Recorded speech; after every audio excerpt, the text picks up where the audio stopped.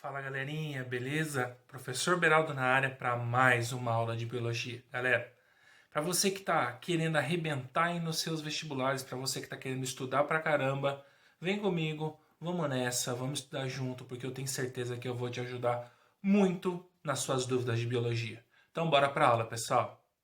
Bom, galerinha, vamos para mais uma aula de ecologia. Hoje uma aula, ó, VaptVupt. Vamos entender como é que funciona a sucessão ecológica. Vamos entender como, depois de um desastre natural ou simplesmente a partir de uma rocha nua, todos os seres vivos eles vão surgindo, dando um processo de desenvolvimento até chegar naquela floresta linda que a gente pode conhecer como clímax, certo? Vamos entender todo esse processo então, pessoal. Bora pro slide para entender isso um pouco melhor. Bom, galera, vamos aí para uma aula bem tranquila, muito rápida de ecologia, que fala sobre sucessão ecológica. O que é essa sucessão ecológica, pessoal? Todo ambiente, toda estrutura que a gente vai chamar de comunidade ecológica, certo? Ela vai se manter e existe um fluxo energético dentro dela, tudo bem? Que traz, digamos assim, uma constância nas mudanças e substituições dos indivíduos e tudo mais, até que essa comunidade ecológica ela atinge ali uma estabilidade em número de indivíduos que morrem, número de indivíduos que nascem, plantas que estão se desenvolvendo, tudo isso vai tender cada vez mais a se estabilizar, certo? Tudo isso fica dentro do processo de equilíbrio ecológico, tudo bem? Uh, Quando você tem um entendimento do nascimento, crescimento, desenvolvimento e morte dos seres vivos, substituição entre eles, desenvolvimento do meio, isso tudo se chama sucessão ecológica até que o equilíbrio seja atingido. Tudo bem? Então, vamos pensar nessa imagem que está apresentada aí. Você tem lá uma comunidade pioneira, que é aquela que se estabeleceu naquele espaço.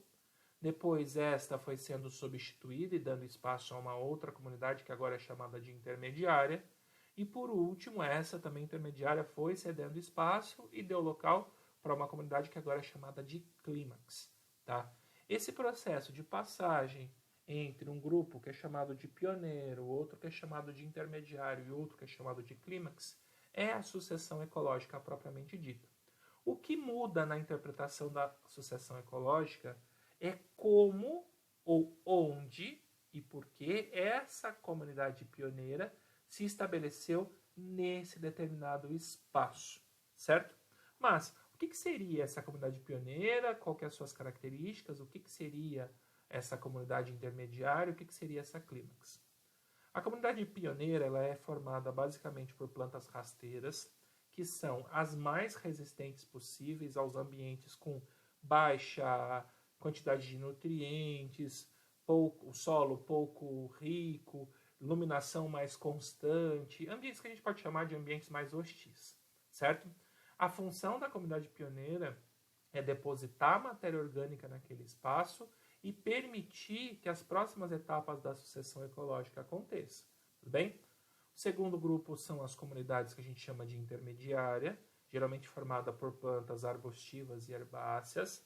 Essas plantas vão ter o que a gente chama de produtividade primária líquida menor do que as comunidades pioneiras. O que significa isso? Entre o que elas produzem e o que elas consomem, a diferença entre esse produto produzido, que seria a produtividade primária bruta, e o que solve para ser passado aos próximos níveis tróficos, é menor do que numa comunidade pioneira. Como a comunidade pioneira é menos exigente, ela pega pouco do ambiente e devolve muito. Intermediário fica com essa quantidade mais variada. Agora, a comunidade clímax são espécies mais complexas, mais exigentes, vão trazer para aquele ambiente uma alta biodiversidade, uma grande quantidade de biomassa e por isso a produtividade primária líquida ela é pequena, ou seja, existe uma pequena diferença entre o que a planta usa para crescer, para a planta não, para a comunidade que ela usa para crescer e se desenvolver, e o que ela deixa no ambiente em resposta àquilo. Essa diferença ela é muito pequena, por isso a produtividade primária líquida ela é pequena, certo? A comunidade clímax apresenta grande diversidade, vai trazer maior estabilidade para o meio ambiente e muito mais relações e nichos ecológicos entre os indivíduos, certo? A sucessão ecológica primária, ela traz como característica um ambiente nunca antes habitado, um ambiente que antes era chamado de estéril, como, por exemplo, uma superfície de rocha, tá?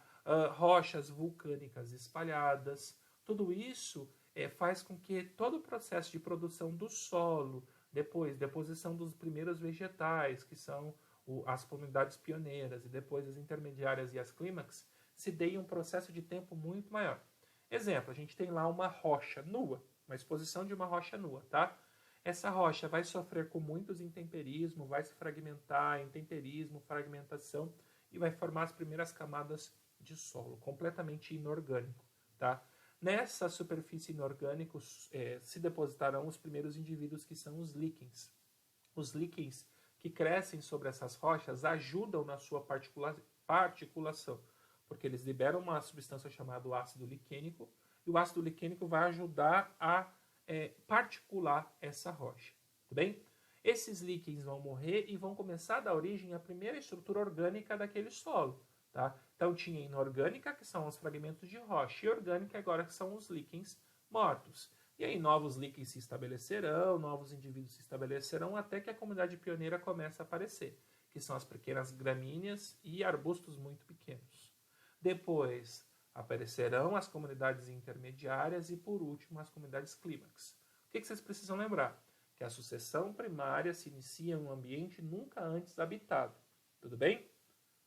Uma sucessão secundária, ela vai acontecer em um ambiente que já foi anteriormente habitado, mas que foi destruído por algum agente climático, por exemplo, ou até mesmo pelo homem. Exemplo, um incêndio. Você tem uma floresta, ela sofre um incêndio, as árvores são quebradas e tudo mais. Mas o solo ainda se mantém ali. Apesar das suas camadas superficiais terem ficado ressecadas, terem sido destruídas, tá? As camadas mais inferiores ainda mantêm banco de semente, nutrientes, umidade, o que permite que a sucessão ecológica se inicie de forma mais fácil, entre aspas. O tempo do desenvolvimento ele é um pouco mais curto quando comparado a uma sucessão ecológica primária, tá? Numa situação, por exemplo, de erupção vulcânica, como a lava, além de queimar tudo, ela se deposita no solo e forma rochas vulcânicas que não permitem o contato da parte superior com a parte inferior do solo, aí a gente vai ter uma sucessão ecológica primária.